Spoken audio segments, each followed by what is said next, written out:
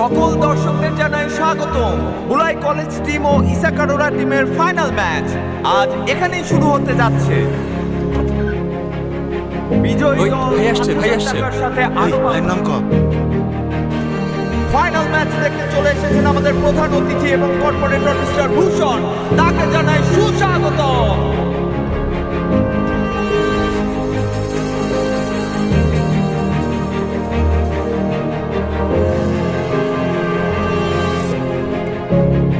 এখানে আমাদের ক্যাপ্টেন কে? এই রনে, এদিকে আয়। ভাইয়া, ও ক্যাপ্টেন। ভাই নমস্কার।